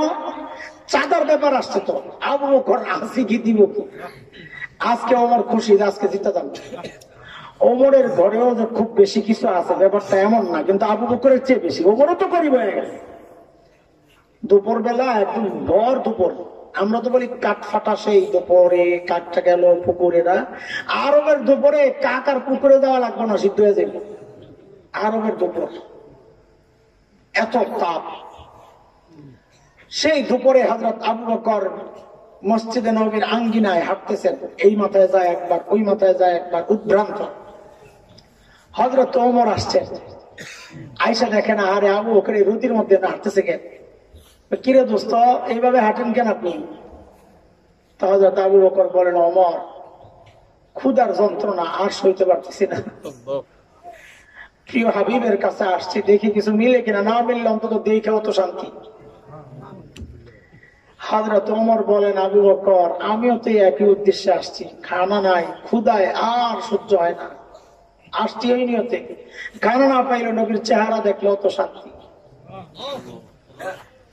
হাসান হোসেনের খিদা লাগলে বলে দৌড় হ্যাঁ নানার কাছে আইসা করতেন, খানার জন্য না, চাইলেও ক্ষুধাটা কিছু মিটে। আবু বকর ওমর এই কথা বলতেছেন, নবীও বাইর হইছেন, তুই বন্ধু এই কথা বলতেছে বাইর হইছেন। বাইরে বলতেছেন আমার কাছে আসছো খানার জন্য, আজকে কয়দিন তো আমার পেটেও কোনো দানা পানি পড়ে নাই, সবই তো গরিব। তারপরেও আবু বকরের ঘরে কিচ্ছু নাই, ওমরের ঘরে কিছু আছে, তো ওমর খুশি যে আজকে জিতে যাবো। খালি তো প্রতিযোগিতা কারে কে হারাইতে পারে, ওমর পারতো না আবু বকরের সাথে। নবী আলাইহিস সালাম বলে আজকে কে জানাজা পড়ছো শুনি? আবু বকর দাঁড়াইছে। আজকে বিধবা অসহায়দের খবর কে নিছে শুনি? তাও আবু বকর দাঁড়াইছে। আজকে রোগীর কাছে কে গেছিল শুনি? তাও আবু বকর দাঁড়াইছে। প্রত্যেকটা যে কাম করে জান্নাতি, মানে জান্নাতি বান্দা পাইছে কারে? আবু বকর। যেটা কয় জান্নাতি কে আছো? আবু বকর। ইয়া রাসূলুল্লাহ আমি আছি। আবু বকর ওই মানুষ। ওমর বাড়িতে গেছেন, যা ঘরে সামান যা ছিল সব নামাইয়া দুই ভাগ করছেন। এক ভাগ ঘরে রাখছেন, আর এক ভাগ গাঁটটি করে নবীর দরবারে নিয়ে আসছেন। ইয়া রাসূলুল্লাহ আমার পক্ষের চাঁদা। আল্লাহর হাবিব জিজ্ঞেস করছেন ওমর কি নিয়ে আসছেন? বলেন তো আমার সাথে। ওমর কি নিয়ে আসছেন? মনে রেখেন এটা। হযরত ওমর বলেন ইয়া রাসূলুল্লাহ ঘরে যা ছিল অর্ধেক নিয়ে আসছি, অর্ধেক রাইখে আসছি। কি আনছে? অর্ধেক।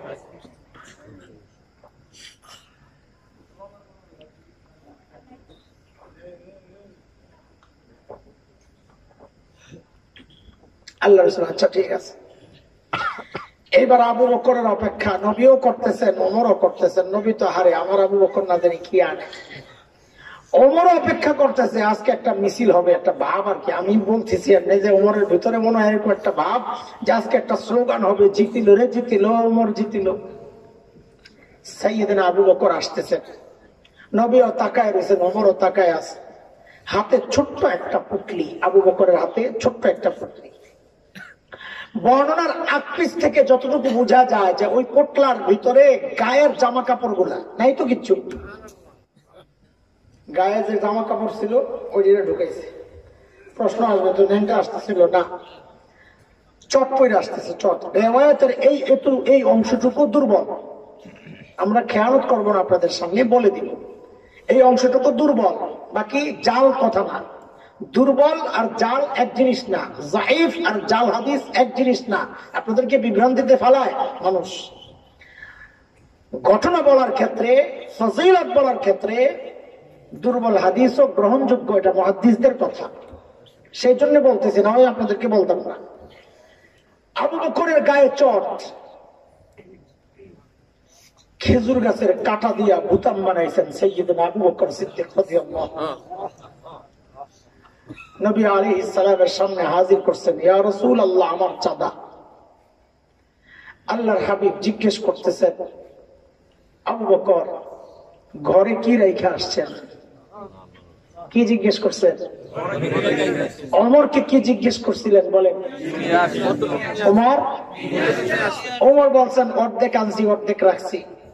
আবু বকরের বেলায় নবী আস্তে করে প্রশ্নটা ঘুরাইয়া দিচ্ছেন, আবু বকর ঘরে কি রাইখে আসছেন? ওমর কয় কারবারটা দেখছো, আমি তো আজকেও হাইরা গেলাম। যদি আমার মতো প্রশ্ন করতেন তাহলে তো জিততে চাইতাম যে আবু বকর কি নিয়ে আসছেন। তা আবু বকর কই যে ছোট্ট পোটলা, তা আমার পোটলার চেয়ে ছোট পোটলা এটা। কিন্তু নবী তো আবু বকর ওইটা জিজ্ঞেস করেন নাই, করছেন আবু বকর ঘরে কি রাইখে আসছেন। এর মানে হইলো আজকেও জিতাই দিছে দোস্তরে, আমি তো অর্ধেক রাইখে আসছি, আবু বকর কিছু রাইখে আসছে বইটা মনে হয় না। আবু বকর কি জবাব দিলেন? আরে আবু বকরের জবাব তো পরে শোনো, আগে আবু বকরের ছোট্ট বাচ্চা মেয়ের জবাব তো শোনো। আসমা কি পরিবার আল্লাহ বানাইছেন, আল্লাহু আকবার। আবু বকরের নবী যখন হিজরত করে মদিনার পথে, আবু বকর তো সম্পদ যা ছিল, সোনা মুদ্রা যা ছিল সব গাট্টি করে নবীর সাথে নিয়ে নিছে। আবু বকরের বাবা আবু কুহাফা রাদিয়াল্লাহু আনহু তখনও মুসলমান হন নাই। মক্কা বিজয়ের দিন মুসলমান হয়েছেন আবু বকরের বাবা। আবু বকরের সাথে একটু গন্ডগোল, মুসলমান যেহেতু হয় নাই, আবু বকর বেঈমান হয়ে গেছে, ধর্মহীন হয়ে গেছে, মানে ওনাদের ভাষা বিধর্মী হয়ে গেছে আবু বকর। এই জন্য একটু লাগালাগি। কিন্তু আবু বকর চলে যাওয়ার পর নাতিপুতির জন্য একটু তো মায়া লাগে। আমার আম্মা বলতেন আসলের চেয়ে লাভের মায়া বলে বেশি। যারা ব্যবসা করে এরা দেখবেন আপনার দোকানে বয়ে বা খাওয়াইবো কিন্তু লাভ ছাড়বো না, মূলধন শেষ করবো কিন্তু লাভ ছাড়বো না। এটা হলো বলে আসলের চেয়ে লাভের মায়া বেশি। তো যারা দাদা আর নানা এরা বলতে পারবো নিজের ছেলে আর মেয়ের চেয়ে নাতিপুতির মায়া বেশি। আবু কুহাফার দিলের মধ্যে নাতিপুতির মায়া। আবু বকর চলে যাওয়ার পর মাথায় আসছে আরে এগুলোর জানি কিছু দিয়ে গেল কিনা, কি খায় আল্লাহ জানে, কেমনে চলে। তো একদিন গেছেন আবু বকরের ঘরে, যায় হযরত আসমাকে ডাক দিয়া জিজ্ঞেস করতেছেন, আসমা দাদু ভাই বাবা তো মনে হয় কিচ্ছু রেখা যায় নাই, কি লাগবে একটু আম্মুকে জিজ্ঞেস করো কি লাগবে। হযরত আসমা ছোট্ট জবাব দিচ্ছেন, দাদু ভাই আপনি টেনশন করেন না, আব্বা যাওয়ার সময় যথেষ্ট পরিমাণ রেখে গেছেন। আবু কুহাফা চলে গেছে।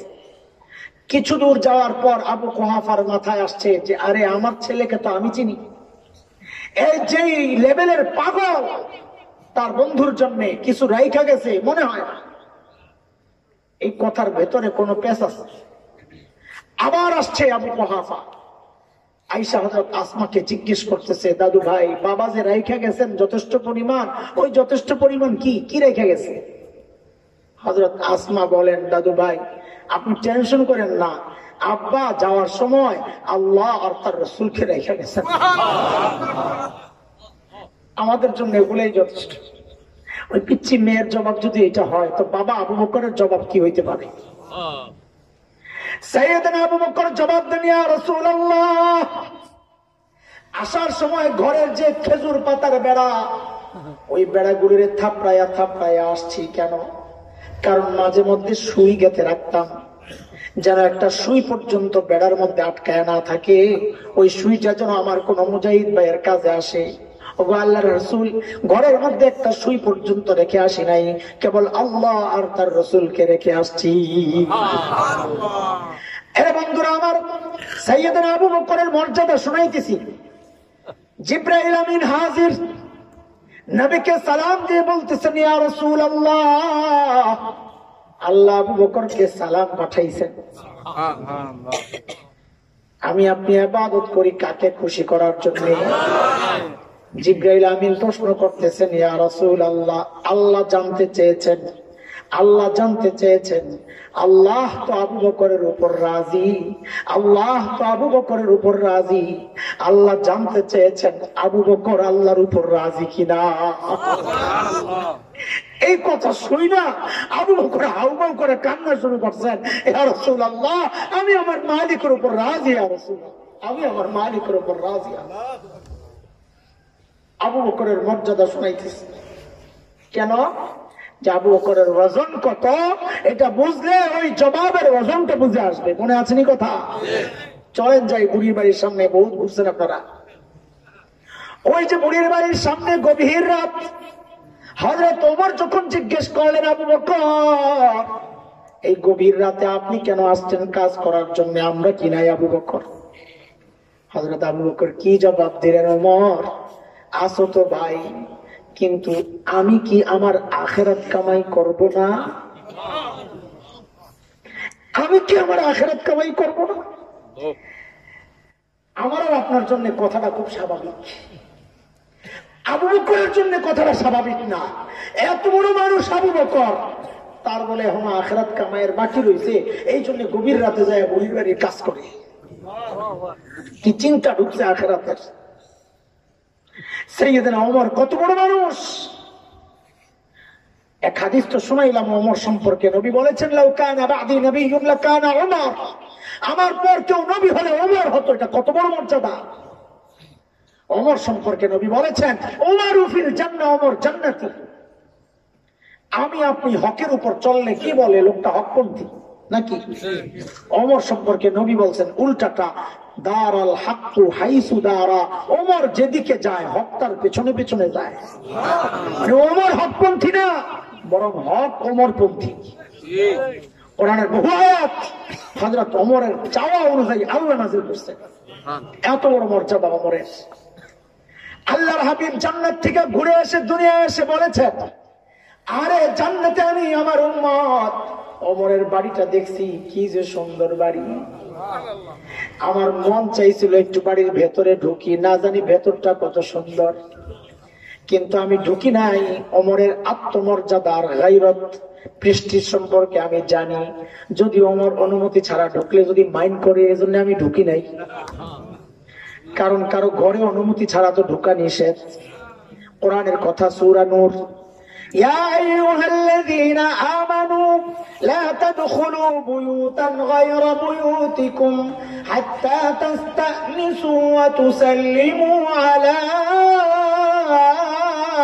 আহলিহা। কারো ঘরে তো অনুমতি ছাড়া ঢোকা নিষেধ, এই জন্য আমি ওমরের ঘরে ঢুকি নাই।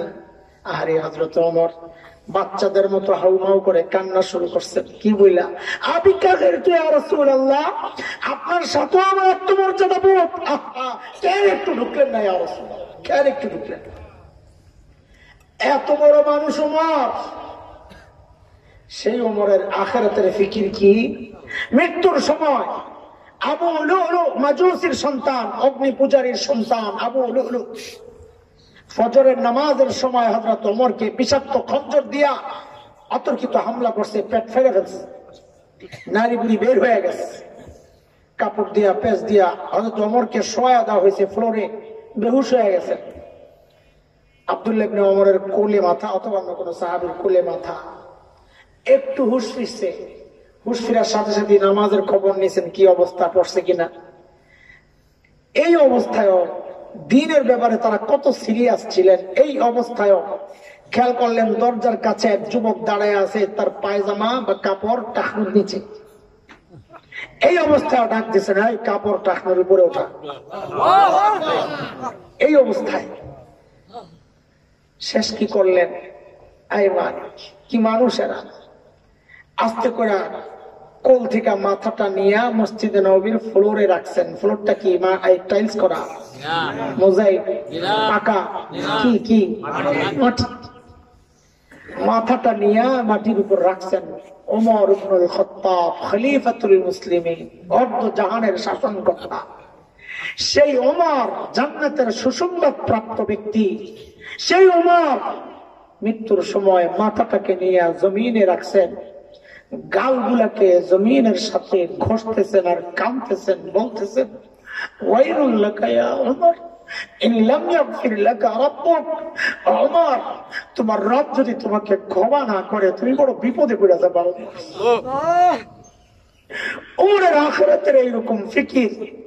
আরে আবু বকর এত বড় মানুষ, লম্বা সময় এত বড় মানুষ আবু বকর, অথচ নির্জনে দূরে চলে যেতেন, চিৎকার করে করে কাঁদতেন আর নিজেকে ধিক্কার দিতেন, বলতেন, ইবনা আবি কুহাফা, ও আবু কুহাফার বেটা, তুই মানুষ কেন হইলি রে, তুই মানুষ কেন হইলি? ইয়া লাইতানি কুনতু ওয়ারাকা, গাছের দিকে তাকায়া তাকায়া চিৎকার করে করে কাঁদতেন আর বলতেন, ইয়া লাইতানি কুনতু ওয়ারাকা, আমি মানুষ না হয়ে যদি গাছের পাতা হইতাম, তাহলে তো আমার হিসাব দেওয়া লাগতো না, এখন আমার উপায় কি হবে? আরে দোস্ত, আবু বকর তো জান্নাতের গ্যারান্টি পাইছেন, ওমর তো জান্নাতের গ্যারান্টি পাইছেন, আমার আর তোমার কেমন গ্যারান্টি দিল যে আমাদের মৃত্যু যন্ত্রণা হবে না? কে গ্যারান্টি দিছে যে আমার কবরের আযাব হবে না? কে গ্যারান্টি দিছে বলো যে আমার জাহান্নামের আযাব হবে না? কে গ্যারান্টি দিছে বলো? ওমর তো গ্যারান্টি পাইছেন ওমর ফিল জান্নাহ, এরপরেও কাঁদতেছেন। আবু বকর তো গ্যারান্টি পাইছেন আবু বকর ফিল জান্নাহ, তারপরেও কাঁদতেছেন। আমার চেহারার দিকে তাকাইলে দেখলে তো মনে হয় না কোন মানুষ আখিরাত মুখী, দেখলে মনে হয় না এই মানুষটা মারা যাবে। চুল পাইকা সাদা হয়ে গেছে, এখনো গুনাহ ছাড়তে পারে নাই, দাড়ি পাইকা সাদা হয়ে গেছে, এখনো গুনাহ ছাড়তে পারে নাই, অথচ মালিক ডাকতেছেন, আলাম ইয়ানিল্লাযীনা আমানু আন তাখশা কুলুবুহুম লিযিকরিল্লাহ। আল্লাহর ভয়ে গুনাহ ছেড়ে দেওয়া, আল্লাহর ভয়ে দিলটা কেঁপে ওঠার সময় কি হয় নাই? এই সাদা দাড়িওয়ালা বাবা সবাইকে পায় না। আর কত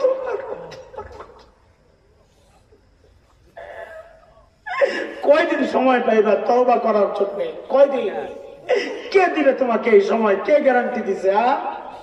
ইমাম গাজালি তো এই জন্য বলেছেন এক মজলিসে, আরে কে জানি হইতে পারে এই মজলিসের কারো না কারো এমন আছে কেউ যার কাফনের কাপড় দোকানে চলে আসছে। এমন তো হইতে পারে কালকে তো খবর পাইতে পারে ওই যে মাওলানা ওয়াজ করে গেছে হাসান জামিল দুনিয়ায় নাই। প্রস্তুতি কি আপনার? আরে প্রস্তুতি কি বলেন? আমার তো কোনো প্রস্তুতি নাই। আমি তো বলি মালিক আর একটু সুযোগ দাও, এখন নিলে আমি ধরা খাওয়া যাবো। আমল নামা শূন্য শূন্য। নিজেরা জিজ্ঞেস করেন কি পুঁজি আপনার? কি পুঁজি নিয়ে আল্লাহর সামনে দাঁড়াইবেন? হিম্মত আছে? কবরে প্রশ্নের জবাব দেওয়ার হিম্মত আছে মুসলমান? বলো। আল্লাহ তো এই জন্যই ডাক দিয়া মায়া করে বলতেছেন, ইয়া আইয়ুহাল্লাযীনা আমানুত্তাকুল্লাহ ওয়াল তানজুর নাফসুম মা কদ্দামাত লিগাদিন ওয়াত্তাকুল্লাহ। প্রত্যেকের চিন্তা করা উচিত আমার আখিরাতের জন্য আমি কি কামাই করতেছি। দাঁড়াইতে তো হবে, কোনো সন্দেহ নাই। মালিকের সামনে দাঁড়াইতে তো হবে। দাঁড়ানো ছাড়া তো বাঁচার উপায় নাই। দাঁড়ায় কি পেশ করবো? পুঁজি আছে কি, চালান কি? বলেন।